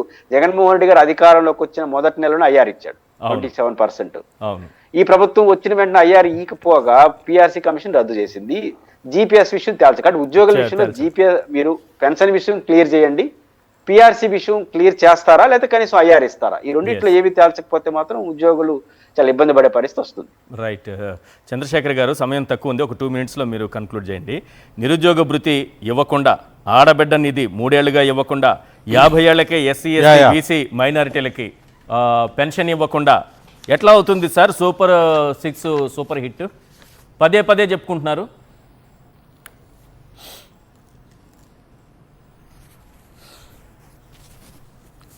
సూపర్ ఫ్లాప్ అయింది కాబట్టే వాళ్ళు పదే పదే ఆ యొక్క భజన చేసుకుంటున్నారు. దాని మీద చర్చించడానికి సమయం మీరు లేదంటున్నారు కాబట్టి అది తర్వాత సార్. ఇవాళ ఒక విచిత్రమైనటువంటి మాట ఈ యొక్క బడ్జెట్ ప్రసంగంలో కూడా వాళ్ళు పొందుపరిచారు. వాట్ చంద్రబాబు నాయుడు గారు think today, nation think tomorrow అంట. చంద్రబాబు నాయుడు గారు ఈరోజు ఆలోచించింది దేశం రేపు ఆలోచిస్తుందంట. ఓకే. అయ్యయ్యో, దేంతో నవ్వాలో అర్థం కాక జనాలు కూడా కన్ఫ్యూజన్లోకి వెళ్ళిపోయారు సార్. మోడీ గారి దగ్గరికి చంద్రబాబు నాయుడు గారే చెప్పిన తర్వాత 20 సంవత్సరాల్లో నేనేం చేయలేకపోయాను, ఇప్పుడు అప్పులు చేసి సంతోషంగా ఉన్నానని చెప్పిన తర్వాత వాస్తవమే. ఈరోజు మాట్లాడుతూ వారు బడ్జెట్ ప్రసంగంలో ఆ మాట చెప్పారంటే ఏమని మాట్లాడాలి? అంటే ఈ రాష్ట్రం అట్టడుగు స్థానంలో పోలీస్ వ్యవస్థ ఉంటే వాట్ థింక్ చంద్రబాబు టుడే అని ఈ రాష్ట్రానికి ఎలా చెప్పాలనుకుంటున్నారు? అప్పుల్లో అదో పాతాళ స్థాయిలో పోలీస్ వ్యవస్థ, చివరి స్థానంలో పోలీస్ వ్యవస్థ ఉంది, విద్యాశాఖ ఉంది, రైతులు అన్నదాత నిరుద్యోగం, అప్పుల్లో నిరుద్యోగం, పేదలకి 204 అన్నా క్యాంటీన్లు కట్టించేశాడంట ఆల్రెడీ. అవును, ఎస్ సార్, అది ఆల్రెడీ మాట్లాడుకున్నాం కాబట్టి ఇంకొకటి కూడా పెట్టారు సార్. పేదల కోసం 204 అన్నా క్యాంటీన్లు ఏర్పాటు చేయడం జరిగింది. అంటే పేదలు అన్నా క్యాంటీన్కి వెళ్ళి తినాలి. 204 క్యాంటీన్లు ఆల్రెడీ పెట్టేశాడంట. ఎక్కడ పెట్టాడో తెలియదు. మా నియోజకవర్గంలో ఇప్పటికీ ఏదో పునాదులు వేస్తున్నట్టున్నారు అన్నా క్యాంటీన్ కి సంబంధించింది.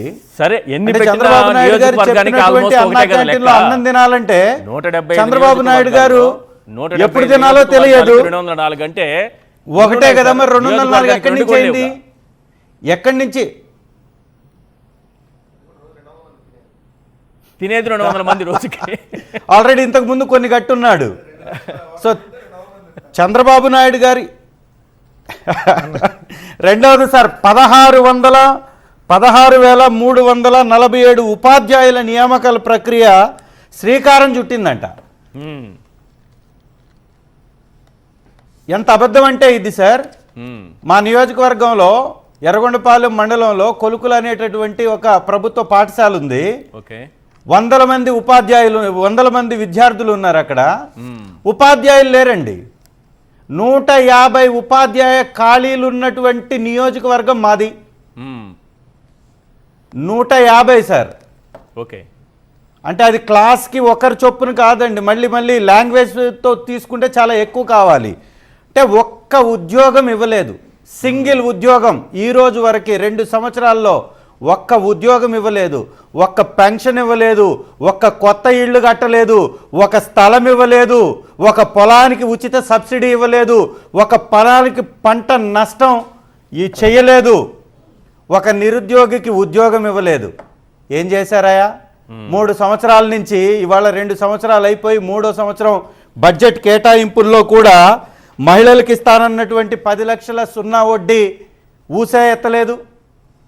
నాడు నేడు కింద మేము 7,800 కోట్ల పైచిలకు ప్రభుత్వ పాఠశాలలు ఖర్చు చేస్తే ఇవాళ అరాకొరా ఖర్చులు, ఫీజు రియంబర్స్మెంట్కి సంబంధించి 8,000 కోట్ల బకాయిలుంటే కేటాయింపులు అరాకొరా చేసేసారంటే ఫీజు రియంబర్స్మెంట్ కూడా చెయ్యరనే కదా దీని అర్థం. అంటే మహిళలకు ఇస్తానన్నటువంటి 1,500 వెళ్ళిపోయింది, డ్వాక్రా మహిళలకి సున్నా వడ్డీ పోయింది, మహిళల్ని మాత్రం లక్షాధికారులను చేసి వారిని వ్యాపారవేత్తలుగా 1,00,000 మందిని మారుస్తారంట. ఓకే. సో ఇదంతా డబ్బా రాంబాబుల బడ్జెట్ ఇది. Right sir. డబ్బా కొట్టుకుంటున్నారు వాళ్ళు. రైట్. వాళ్ళు చేసినటువంటిది ఏమీ లేదు కాబట్టి, చెప్పుకోవడానికి ఏమీ లేదు కాబట్టి సున్నా బడ్జెట్ ని ప్రవేశపెట్టారని సింగిల్ మాటలో చెప్పొచ్చు. రైతులకు కానీ, మహిళలకు కానీ, విద్యార్థులకు కానీ, ఉద్యోగులకు కానీ, నిరుద్యోగులకు కానీ ఈ బడ్జెట్ వల్ల ఒరిగింది సున్నా. డబ్బా రాయుళ్ళ డబ్బా బడ్జెట్ తప్ప ప్రజలకి ఉపయోగపడేటటువంటి బడ్జెట్ కానే కాదు. రైట్. Simple sir. ఒకటి ఆరోగ్యశ్రీ విషయం తీసుకుంటే నెలకు 300 కోట్ల రూపాయలు ఆరోగ్యశ్రీ కట్టాలి. ఓకే. సో 12 నెలలకు 3,600 కోట్లు. అవును. సో 20 నెలల కాలంలో మొత్తంగా 6,000 కోట్ల రూపాయలు ఆరోగ్యశ్రీకి సంబంధించి చెల్లించాలి. చెల్లించింది 1,800 కోట్లు. ఇప్పటికి ఇంకెంత ఉంది? 4,200 కోట్లు పెండింగ్ ఉంది. ఈ బడ్జెట్లో 4,000 కోట్లు పెట్టారు అంటే పాత 4,200 కోట్లు తిరిగి చెల్లించడానికి సరిపోతాయి బడ్జెట్లో పెట్టాయి. అంతే కదా దానికి లెక్క. సంవత్సరానికి 3,600 కోట్లు ఆరోగ్యశ్రీకి సంవత్సరానికి అవుతాయి ఈశ్వర్ గారు. అవును. దాంట్లో ఇప్పుడు 20 నెలల కాలంలో 20 × 300 కోట్లు 6,000 కోట్లు. ఈ ప్రభుత్వం చెల్లించిందంతా 1,800 కోట్లు. ఇంకా 4,200 కోట్లు పెండింగ్ ఉంది. అంటే గడిచిన బడ్జెట్లో పెట్టిన డబ్బులే కట్ల, మళ్ళీ బడ్జెట్లో లెక్కల కోసం అక్కడ పెడుతున్నారు. అందుకని అంది పైకి చూస్తే మేడి పండు లాగా ఉంటుంది, లోపల మొత్తం డొల్ల తప్ప ఏం లేదనేది. సో ఇది ఒక దీనికోసమనే కాదు, మిగిలిన అన్ని రకాలు చూసుకుంటే మీరు అందరూ సూపర్ 6 గురించే మాట్లాడుతున్నారు. షణ్ముఖ యోగం అని చెప్పి పవన్ కళ్యాణ్ కొత్త హామీ ఇచ్చాడు ఆ మేనిఫెస్టోలో. ఒక నియోజకవర్గంలో 500 మంది సెలెక్ట్ చేస్తాం, 175 నియోజకవర్గాలు ఇంటూ 500 మంది ఇంటూ 10 లక్షల రూపాయలు అంటే ఏడాదికి 875 కోట్లు ఇవ్వాలి. మరి ఒక్కరికి కూడా ఈరోజు 10 లక్షలు కాదు కదా, 10 రూపాయలు కూడా ఇచ్చినటువంటి పరిస్థితి లేదు. ఆ పిఠాపురంలో కూడా ఇచ్చినటువంటి పరిస్థితి లేదు. మరి ఇంక ఈ బడ్జెట్ ఏముంటుంది? అందుకని చెప్పట్లా పేరుకి మాత్రం చూస్తానికి పైన బ్రహ్మాండంగా 3,32,000 కోట్లని లెక్క చూపిస్తున్నారు. లాస్ట్ ఇయర్ 3,22,000 కోట్లకే దిక్కు లేదు. కానీ రెవెన్యూ వ్యయం చూడండి సార్, దాంట్లో ఒక చిన్నది. పోయినసారి మూలధన వ్యయం 40,635 కోట్లు పెట్టారు ఈశ్వర్ గారు, కానీ కేవలం 10% 4,000 కోట్లే ఖర్చు పెట్టింది. కానీ రెవెన్యూ లోటు 33,000 కోట్లు అని పెట్టారు, అది ఇప్పటికే 60,000 కోట్లు దాటిపోయింది. ఇప్పుడు ఈ బడ్జెట్ లో కూడా రెవెన్యూ లోటు 22,000 కోట్లు పెట్టారు, రేపొద్దున అది 1,00,000 కోట్లకి వెళ్ళిన ఆశ్చర్యం లేదు. మూలధన వ్యయం కేవలం 10% ఖర్చు పెట్టారు, 4,000 కోట్లు అంటే ఏంది ఈ ప్రభుత్వం. Right. Thank you sir. Venkatareddy garu చర్చలో పాల్గొన్నందుకు. Madhavarao garu thank you so much sir. Tatiparthi Chandrasekhar garu, Purushottam Reddy గారు థ్యాంక్ యూ అండి. ఇది వాళ్ళ చర్చా కార్యక్రమం. చూస్తూనే ఉండండి సాక్షి టీవీ.